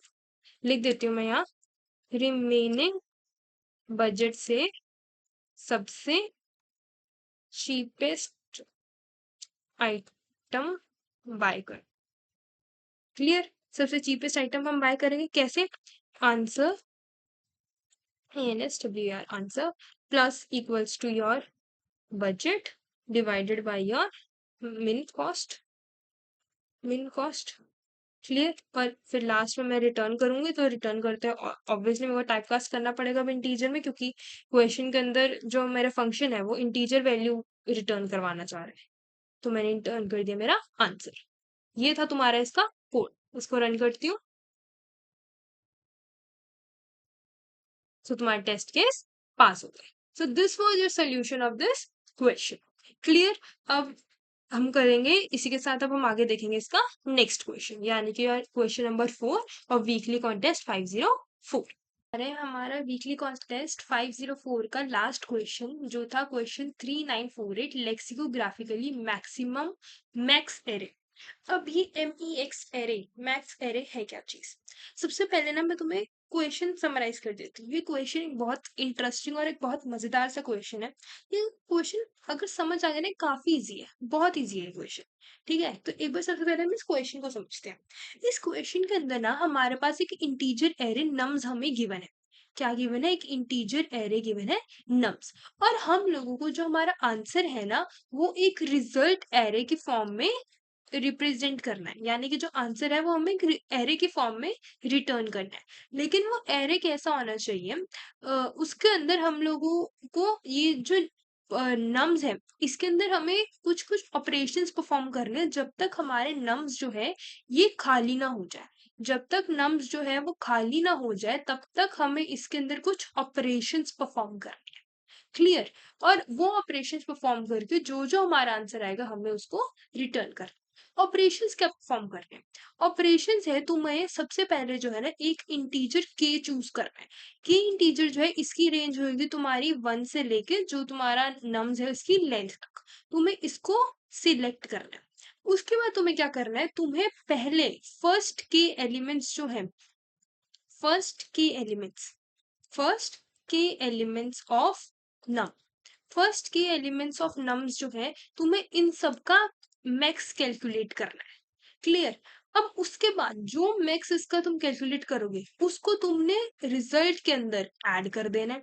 और जब तुम रिजल्ट के अंदर ऐड कर दोगे तो तुम्हें जो जितने एलिमेंट्स का तुम लोगों ने मैक्स फाइंड आउट किया था उतने एलिमेंट्स को, वो के एलिमेंट्स को तुम लोगों ने रिमूव कर देना है। और वापस से यही पूरी तुम प्रोसेस करोगे जब तक तुम्हारा रिमूव करते करते जो नम्स है वो एम्प्टी ना हो जाए। क्लियर? और लास्ट में जो तुम्हारा आंसर है ना वो लेक्सियोग्राफिकली मैक्सिमम एरे आना चाहिए। लेक्सियोग्राफिकली मैक्सिमम एरे का क्या मतलब है, मान लो तुम्हारे पास एक एरे गिवन है जिसका आंसर जो है 2 4 5 समथिंग करके, एक एरे है तुम्हारे पास 1 2 3 करके, और दूसरा एरे है तुम्हारे पास 2 1 करके। ठीक है। तो लेक्सिकोग्राफिकली ऑर्डर क्या होता है कि लेक्सिकोग्राफिकली ऑर्डर होगा कि सबसे पहले हम चेक करेंगे फर्स्ट एलिमेंट। इन तीनों एरेज का फर्स्ट एलिमेंट सबसे पहले हम चेक करेंगे। तो जो इनमें से बड़ा है वो पहले आएगा। अब 2 1 2 में से 1 तो दोनों से छोटा है, तो मतलब 1 तो हटा ही दो। 1 तो हमारा ऑप्शन में आएगा। अब बचे हमारे पास दो, 2 और ये वाला एरे और ये वाला एरे। अब इन दोनों एरे में हमारा जो फर्स्ट एलिमेंट है ना वो सेम है। अगर फर्स्ट एलिमेंट सेम होता तो हम नेक्स्ट एलिमेंट पे जाते हैं। अब हम नेक्स्ट एलिमेंट पे, इसका नेक्स्ट एलिमेंट है 4, इसका नेक्स्ट एलिमेंट है 1। तो 4 और 1 में से कौन सा बड़ा है? 4। तो इसका मतलब हमारा लेक्सियोग्राफिकली ग्रेटर यहाँ पे क्या हुआ? फर्स्ट वाला है। क्लियर? सिंपली लेक्सियोग्राफिकल का तुम्हारा ये मतलब होता है। क्लियर? और अगर मान लो तुम्हारे पास कोई एरे ऐसा गिवन हो कि जिसके अंदर कोई भी मतलब एक एरे, जैसे ये बड़ा था ये छोटा था, तो मोस्ट केसेस में ऐसा होता है कि अगर मान लो एलिमेंट्स नहीं है एरे के अंदर, तो इस केस में क्या होगा कि मान लो फॉर एग्जांपल एक एरे जैसे था ये 2 और 1, एक एरे मैंने दे दिया तुम्हें 2 1 3। क्लियर? अब जब मैं इन दोनों कंपेयर करूँ तो 2 2 सेम है, 1 1 सेम है, लेकिन इसके बाद ये एरे तो खत्म ही हो गया। इसके अंदर एक एलिमेंट और है। तो जिस भी एरे के अंदर एलिमेंट ज्यादा है, मतलब जो लॉन्गर एरे है, अगर ऐसी सिचुएशन आई तो उस केस में जो तुम्हारा लॉन्गर एरे है ना वो तुम्हारा लेक्सियोग्राफिकली ग्रेटर हो जाता है। क्लियर? आई होप लेक्सियोग्राफिकली ग्रेटर का तुम्हें मतलब अच्छे से क्लियर हो गया कि वो क्या है। अब हम समझते हैं मैक्स क्या है। मैक्स जो है ना ये कुछ भी नहीं है। सपोज करो, मतलब मैक्स क्या है, तुम्हें एक एरे गिवन है, जैसे ये एरे है 0 1 3 4, क्लियर, और 5। ये तुम्हारे पास एरे गिवन है। तो तुम लोगों को ना देखना है कि सबसे छोटा पॉजिटिव इंटीजर ऐसा कौन सा है जो इस एरे के अंदर प्रेजेंट नहीं है। पॉजिटिव इंटीजर्स कहाँ से स्टार्ट होते हैं तुम्हारे? मैं यहाँ नेचुरल नंबर होल नंबर की बात नहीं कर रही, पॉजिटिव इंटीजर। पॉजिटिव इंटीजर कहाँ से स्टार्ट होता है? 0 से। तो 0 1 2 3 4 5 ये सारे तुम्हारे पॉजिटिव इंटीजर है। अब तुम हर एरे के अंदर चेक करो, 0 से स्टार्ट होते हैं, 0 है, 1 है, मेरे 2 नहीं है।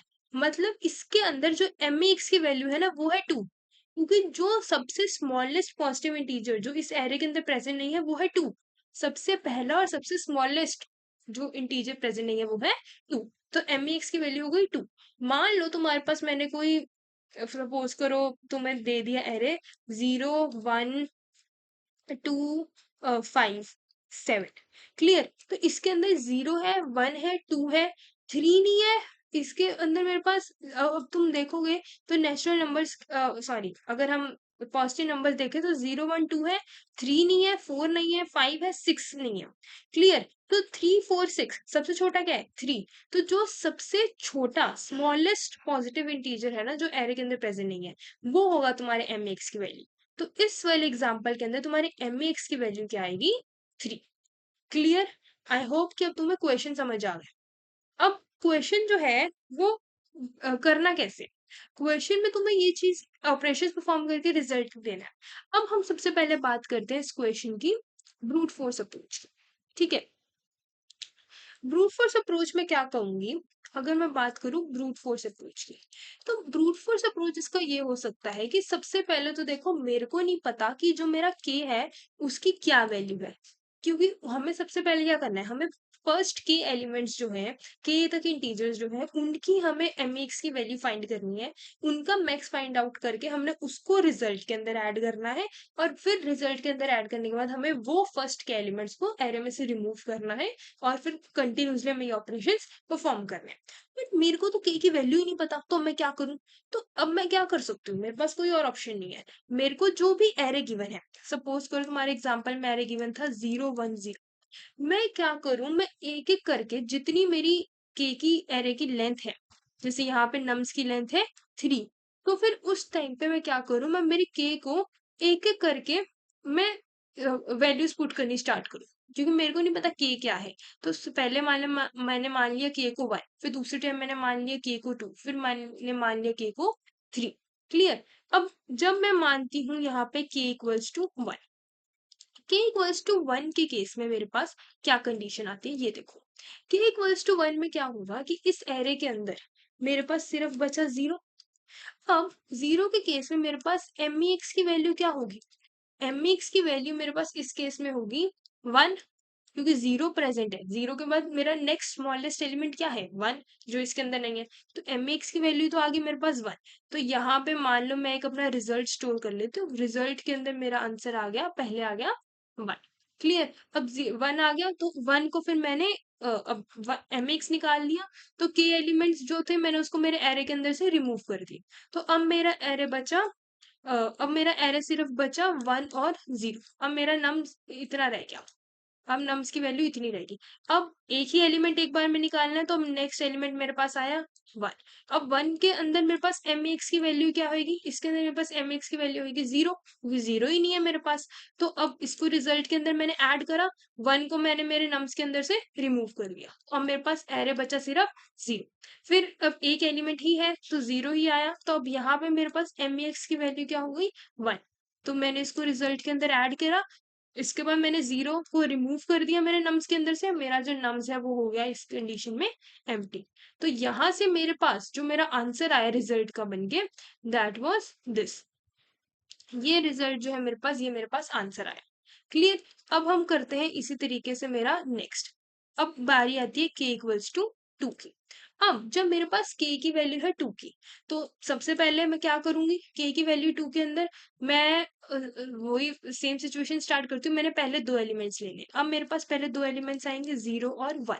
तो जीरो और वन के केस में मेरे पास मेरे मैक्स की वैल्यू क्या होगी, मेरे पास मेरे मैक्स की वैल्यू होगी, जीरो वन है तो अब आएगा टू। तो मैक्स की वैल्यू हुई। तो इस केस में मेरा जो रिजल्ट है, रिजल्ट एरे क्या बनेगा, पहली वैल्यू आ गई, मैक्स को मैंने स्टोर कर लिया। अब मैक्स को स्टोर करने के बाद मैंने जो पहले के एलिमेंट्स यूज करे थे उसको नम्स में से हटाना है। तो अब नम्स जो है मेरा वो क्या बन जाएगा, अपडेट हो गए, नम्स के अंदर बच गया सिर्फ जीरो, क्योंकि जीरो और वन तो हट गया। अब मेरे को नेक्स्ट टू एलिमेंट्स लेने हैं। अब तो जब एलिमेंट ही एक है तो नेक्स्ट टू तो मैं कैसे ही लूँ। तो इसके अंदर अब मेरी मैक्स की वैल्यू क्या आ गई, मैक्स की वैल्यू बाई मेरी वन, जीरो है तो वन नहीं है। तो रिजल्ट के अंदर वन को डाल दिया।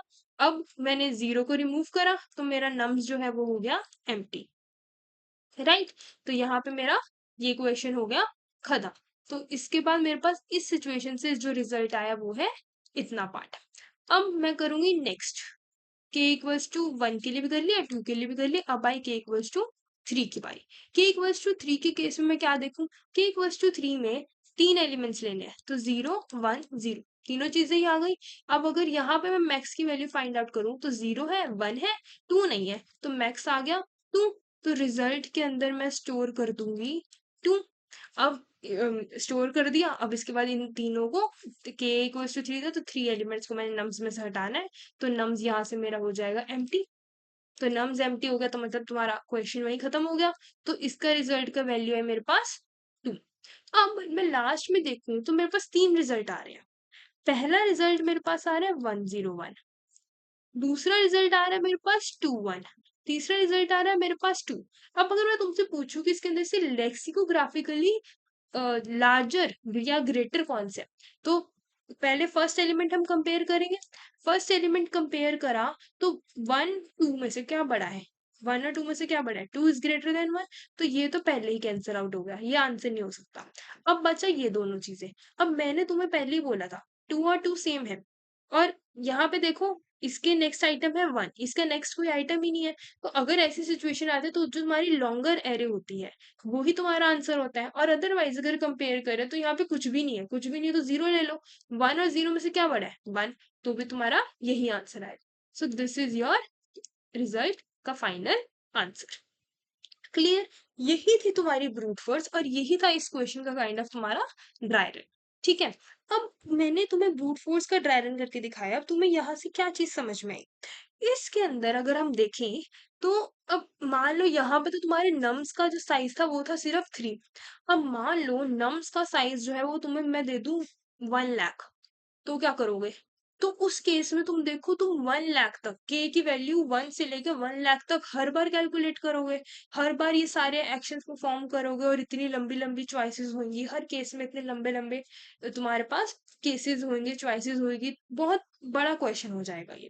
उस केस में तुम्हारे पास जो टाइम कॉम्प्लेक्सिटी होगी ना ब्रूट फोर्स के केस में, वो आ जाएगी एक्सपोनेंशियल। क्या आ जाएगी, एक्सपोनेंशियल टाइम कॉम्प्लेक्सिटी आएगी तुम्हारे पास।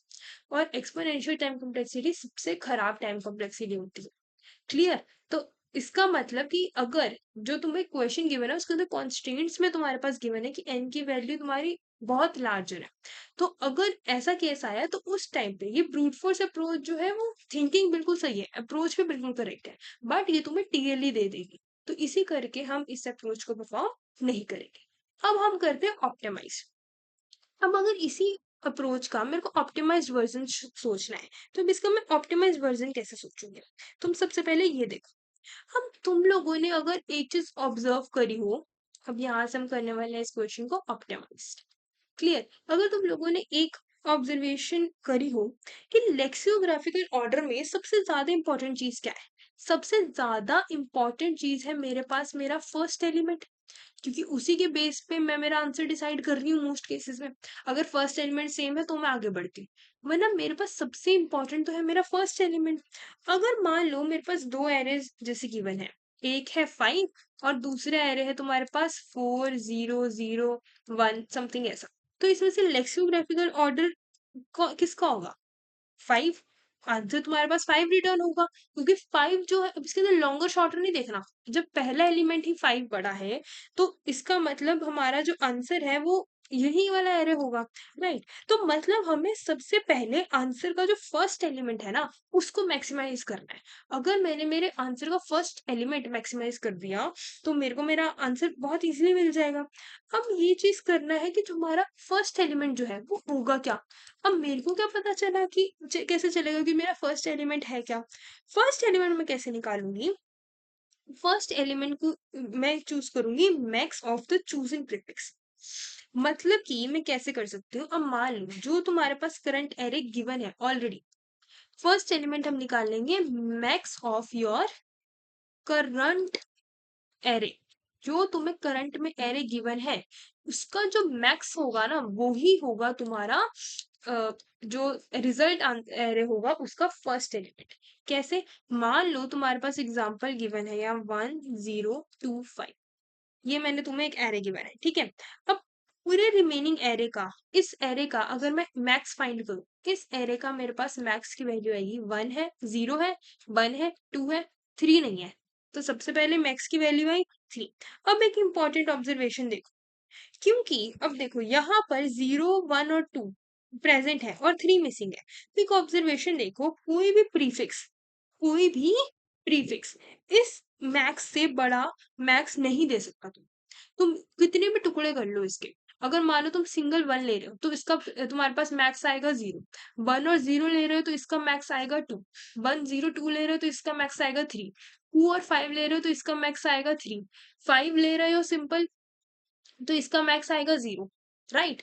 तो इसका मतलब क्या है? इसका मतलब सॉरी, 2 और 5 ले लो तो इसका मैक्स भी तुम्हारे पास 0 ही आएगा।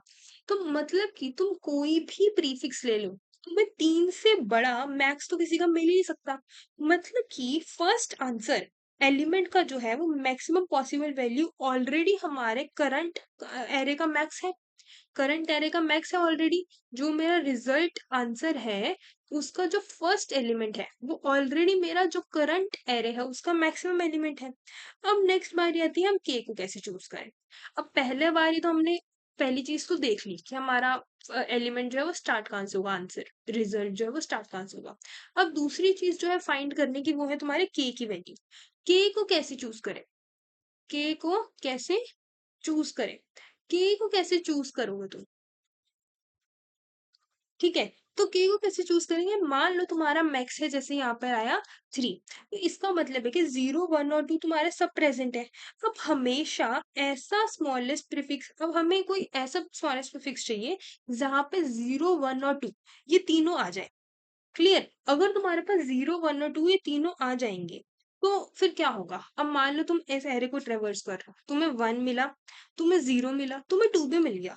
जैसे ही तुम्हारे पास जो सारे रिक्वायर्ड नंबर थे, अगर मैक्स 3 था तो 0 1 और 2 ऑलरेडी मतलब प्रेजेंट है, तो 0 1 और 2 जैसे ही तुम्हें ये तीनों एलिमेंट्स मिले तुम वहीं पे स्टॉप कर जाओ, तो वहीं पे स्टॉप कर जाओ। तो मतलब तुम्हारा जो प्रीफिक्स है, प्रीफिक्स क्या हुआ?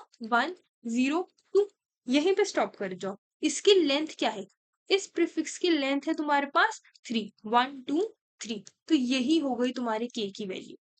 के की वैल्यू हो गई 3, और इसी प्रीफिक्स को अब हम लोग रिमूव कर देंगे। जो तुम्हारा नम्स एरे था, अब इसके अंदर 3 प्लेसेस तक तुम रिमूव कर दो, तो तुम्हारे पास अब के वैल्यू क्या बची, सिर्फ बचा 5। अब 5 के लिए अगर तुम मैक्स निकालो, 5 के लिए मैक्स होगा 0, तो रिजल्ट के अंदर क्या आएगा, 3 एंड 0। अब देखो मैक्स के अंदर ना दो केस होते हैं। एक केस तो मैक्स के अंदर जो होते हैं ना, तुम्हारे दो केसेस होते हैं। एक तो होता है कि मैक्स की जो वैल्यू है ना वो इक्वल्स टू आ जाए 0। तो 0 वाले केस का क्या मतलब है, अगर करंट रिमेनिंग एरे का मैक्स जो है वो 0 है, तो इसका मतलब 0 कहीं पर भी प्रेजेंट नहीं है। और जब 0 ही प्रेजेंट नहीं है तो किसी भी प्रीफिक्स का मैक्स भी 0 ही रहेगा, राइट। तो उस केस में बेस्ट स्ट्रेटेजी क्या रहती है कि सिर्फ एक एलिमेंट को रिमूव करो और आंसर के अंदर 0 ऐड कर दो और आगे बढ़ जाओ। क्लियर। और अगर मान लो तुम्हारी वैल्यू मैक्स की 0 से ग्रेटर है, मैक्स की वैल्यू अगर 0 से बड़ी है, तो उस केस के अंदर तुम क्या करोगे, आई एम सॉरी, यहाँ पे ऐसे नहीं लिखोगे इसको, तुम क्या लिखोगे, अगर तुम्हारे जो मैक्स की वैल्यू है, मैक्स की वैल्यू अगर ग्रेटर देन 0 है, तो उस केस में तुमने क्या करना, तुमने पूरा एरे ट्रैवर्स करना है, जहां पर तुम्हें 0 से लेकर मैक्स -1 तक के एलिमेंट्स मिल गए। जैसे मैक्स था 3, तो 0 टू 3 -1 2, जहां पे तुम्हें ये मैक्स -1 तक के एलिमेंट्स मिल गए, उन सारे नंबर्स को कलेक्ट करो। जैसे ही वो सब कलेक्ट कर लोगे तो तुम वहीं पे चूज करोगे प्रीफिक्स। प्रीफिक्स चूज करने के बाद उसकी लेंथ निकालो, लेंथ तुम्हें मिल गई तो वो ही हो गया तुम्हारा के की वैल्यू, और उसको फिर तुम रिमूव करके रिपीट करोगे। क्लियर। यही था तुम्हारा इस क्वेश्चन का ग्रीडी एल्गोरिथम। क्लियर। अब अगर मैं इसके अंदर बात करूं टाइम कॉम्प्लेक्सिटी की, तो टाइम कॉम्प्लेक्सिटी अब तुम्हें लगेगा बिग ऑफ एन, क्योंकि हर एलिमेंट पूरे एल्गोरिदम में सिर्फ एक ही बार प्रोसेस हो रहा है। और इसी ग्रीडी ऑब्जर्वेशन की वजह से ना हमने ये जो एक्सपोनेंशियल सॉल्यूशन निकाला था उसको बिग ऑफ एन में ऑप्टिमाइज कर पा रहे हैं। क्लियर। तो आई होप कि तुम्हें ये जो सॉल्यूशन है इसका ये समझ आया हो। हम कुछ नहीं कर रहे, हम बेसिकली सबसे पहले जब तक हमारा एम्प्टी जो एरे है वो एम्प्टी नहीं हो जाता, तब तक हम क्या करेंगे, हम हमारे करंट रिमेनिंग एरे जो है उसके अंदर से मैक्स निकालेंगे। मैक्स निकालो, हमेशा अगर मैक्स जो है वो तुम्हारा 0 है तो आंसर के अंदर चुपचाप 0 को ऐड कर दो और एक एलिमेंट को रिमूव कर दो। 0 है तो 0 को करो तुम ऐड, और साथ में रिमूव कर दो 1 एलिमेंट। क्लियर। और अगर ग्रेटर देन 0 है तो उस केस में तुम ट्रेवर्स करो, 0 से लेके मैक्स -1 तक के सारे एलिमेंट्स निकालो, और जैसे ही तुम्हें सब मिल जाए वैसे ही तुम चूज करो प्रीफिक्स। प्रीफिक्स चूज करोगे, प्रीफिक्स की तुम लोगों ने निकालनी है लेंथ। जो प्रीफिक्स की लेंथ होगी वही होगी तुम्हारी के की वैल्यू। क्लियर। तो उसको फिर तुम फिर के की वैल्यू आ गई, फिर जो मैक्स है उसको तुम आंसर के अंदर ऐड करोगे। के वैल्यूज को रिमूव करने के बाद जो नेक्स्ट एरे बचा, मैक्स को आंसर के अंदर ऐड करो, और फिर तुम प्रीफिक्स को यानी कि के को रिमूव कर दो। क्लियर। इस प्रोसेस को तुमने कब तक रिपीट करना है, while your nums is not equals to 0, या फिर नम्स जो है not empty, not equals to empty, empty नहीं हो जाता जब तक तुम्हारा नम्स। क्लियर। आई होप ये सॉल्यूशन समझ आया हो। अब हम करेंगे इस क्वेश्चन का कोड। अब लिखते हैं हम इस क्वेश्चन का कोड। तो इस क्वेश्चन का कोड के लिए सबसे पहले हम क्या करेंगे, सबसे पहले हम लोगों ने इंट ले लिया n is equals to nums dot length, nums dot length ले ली। इसके बाद अब हमने क्या करना है, हमने रिमेनिंग जो हमारा रिमेनिंग जो एरे था इसकी हम फ्रीक्वेंसीज को स्टोर करेंगे, रिमेनिंग एरे की फ्रीक्वेंसीज को स्टोर करेंगे। इंट एक एरे बना लेती हूँ मैं मेरा फ्रीक्वेंसी के लिए, जिसको इनिशियलाइज करूंगी मैं न्यू इंट ऑफ n+2। अब तुम में से काफी लोग ये सोच सकते हो कि हम लोगों ने यहाँ पर n+2 क्यों किया। तो एरे की लेंथ ना n है, तो इसलिए जो मैक्स की वैल्यू है, मैक्स की जो मैक्सिमम वैल्यू है वो n तक जा सकती है। हमने फ्रीक्वेंसीज को 0 से n तक स्टोर करनी है। n+2 हमने सिर्फ एक सेफ इंडेक्सिंग के लिए लिया है, ताकि अगर जो भी एज केसेस हो हम उसको हैंडल कर सके, हमें उसकी टेंशन नहीं लेनी पड़ेगी। क्लियर। n+1 से भी काम चल जाएगा, बट जो एज केसेस है उसको हैंडल करने के लिए हमने सेफर ऑप्शन के लिए n+2 लिया यहाँ। क्लियर। अब हम आगे बढ़ते हैं, n+2 कर लिया। अब इसके बाद हम लोगों ने फ्रीक्वेंसीज को स्टोर करना है, तो फ्रीक्वेंसीज को स्टोर कैसे करेंगे, for int num in nums. इसके बाद मैं क्या करने वाली हूँ, इफ मेरा जो नम है वो लेस देन इक्वल्स टू है मेरे n के, तो उस केस में मैं फ्रीक्वेंसी ऑफ नम को कर दूंगी प्लस प्लस। क्लियर? यहाँ से मैंने कर दी मेरी फ्रीक्वेंसी स्टोर। अब इसके बाद मैं एक एरे लिस्ट क्रिएट करने वाली हूँ। Array list of integer, answer है इसका name, is equals to new array list. Clear है? अब इसके बाद मैं क्या करूंगी, इंट आई इक्वल्स टू 0 से स्टार्ट होती हूँ, वाइल मेरा आई जो है इसकी वैल्यू है लेस देन n। क्लियर? उस केस में मैं क्या करूंगी, मैं मेरे करंट रिमेनिंग एरे का मैक्स फाइंड करूंगी। मैक्स फाइंड करो, यही करते हैं हमेशा। तो इंट मैक्स को पहले मैंने स्टार्ट कर दिया 0 से। अब मैक्स को 0 से इनिशियलाइज करके मैंने क्या किया, वाइल वाइल लूप मैंने चलाई जब तक मेरी फ्रीक्वेंसी ऑफ मैक्स जो है वो ग्रेटर देन 0 है। उस केस में मैं क्या करूंगी, मेरे मैक्स को करती रहूंगी प्लस प्लस। क्लियर? मैंने मैक्स को क्या कर दिया, प्लस प्लस। अब सबसे पहले आता है मेरे पास मेरा केस नंबर 1। केस नंबर 1 मेरे पास क्या होता है कि जब एम एक्स की वैल्यू हो गई 0, तो उस केस में मैं क्या करती थी, अगर मेरा जो मैक्स है, अगर मेरे मैक्स की वैल्यू जो है वो 0 के इक्वल होती थी, तो मैं क्या करती थी, रिजल्ट के अंदर मेरे 0 को ऐड करती थी। आंसर के अंदर ऐड कर दूंगी मैं 0 को, और 0 को ऐड करने के बाद मैं रिमूव कर देती थी एक एलिमेंट। अगर मेरे नम्स ऑफ आई की वैल्यू जो है वो less than equals to n है अभी तक, तो उस केस में क्या करूंगी, मैं फ्रीक्वेंसी ऑफ नम्स ऑफ आई, इसको मैं कर दूंगी माइनस माइनस। क्लियर? इसको मैंने कर दिया माइनस माइनस, और माइनस माइनस करने के बाद मैं आई को कर दूंगी प्लस प्लस, कि अब हम चलेंगे हमारे नेक्स्ट इंडेक्स के ऊपर। ये था केस 1। अब आता है तुम्हारा केस नंबर 2, जब मैक्स की वैल्यू जो है वो ग्रेटर देन 0। उस केस में क्या करते थे हम, अब इफ कंडीशन तो तुम्हारी ये होगी, एल्स उस केस में हम क्या करते थे, हम सबसे पहले तो आंसर के अंदर में मैं ऐड कर दूंगी मेरे मैक्स की वैल्यू। जैसे ही मैंने मैक्स को ऐड करा, अब वापस से हम रिपीट करते थे सारी चीजें। सबसे पहले एक बूलियन एरे बना देती हूँ, बूलियन एक एरे बनाया मैंने सी नाम का। हमने हमेशा मैक्स -1 तक के जो एलिमेंट्स हैं उसको काउंट किया था हमने। अगर याद हो, मैक्स -1 तक के एलिमेंट जहां हमें मिले वहां पे हम निकालते थे हमारा प्रीफिक्स सम, और जैसे हमें आई मीन वहां निकालते थे हमारी प्रीफिक्स, और प्रीफिक्स की लेंथ को कैलकुलेट करते थे हमारे के। राइट? तो यही चीज हम यहाँ परफॉर्म करने वाले हैं। इंट मैंने मेरे काउंट को इनिशियलाइज कर दिया पहले 0 के साथ। अब सबसे पहले हमें यहाँ पे देखना है मेरा स्मॉलेस्ट प्रीफिक्स फाइंड।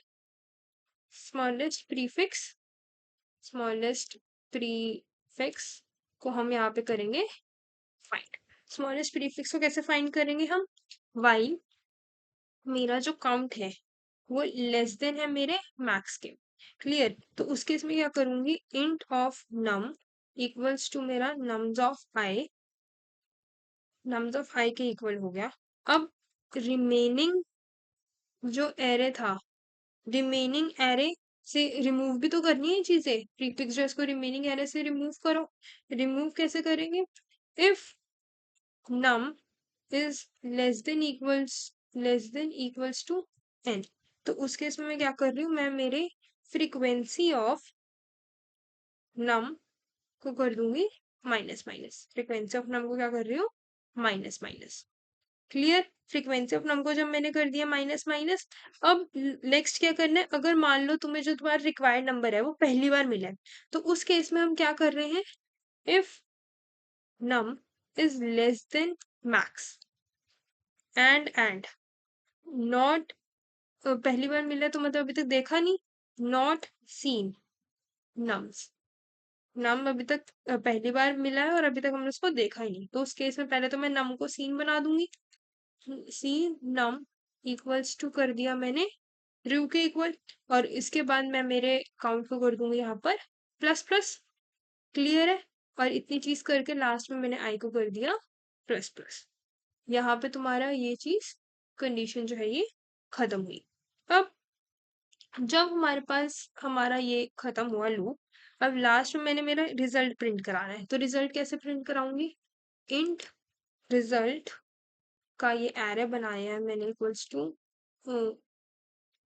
वेट, इसको मैं ऐसे लिख सकती हूँ, इंट एरे में बना रही हूँ मेरे रिजल्ट का इक्वल्स टू न्यू इंट जिसका साइज कितना होगा, आंसर डॉट साइज के बराबर। क्लियर, आंसर जो तो मेरा एरे लिस्ट था, एरे लिस्ट को मैं कन्वर्ट कर रही हूँ for int of j equals to 0, j less than your answer dot size, j less than answer dot size। इस केस में मैं क्या कर रही हूँ, मेरे j को plus plus answer dot size j plus plus, और मैंने साथ ही क्या किया है, मेरे result of j equals to answer dot get j। Clear, और यहाँ पे साथ ही मैं इसके बाद मेरा रिटर्न करवा दूंगी, I will return my result. So this was your code, इसको रन करते हैं। सो टेस्ट के आपके पास हो चुके हैं। सो ये थे आपके दोनों क्वेश्चंस वीकली कॉन्टेस्ट 504 के। अब वीकली कॉन्टेस्ट 504 के मैंने चारों क्वेश्चंस को कवर कर लिया है, एक बार अच्छे से देख लेना, और कोई भी डाउट हो तो please let me know in the comment section. Next weekly contest जो है 505, उसके जो क्वेश्चंस के सॉल्यूशंस है वो जल्दी आ जाएंगे। तब तक keep thinking and keep learning.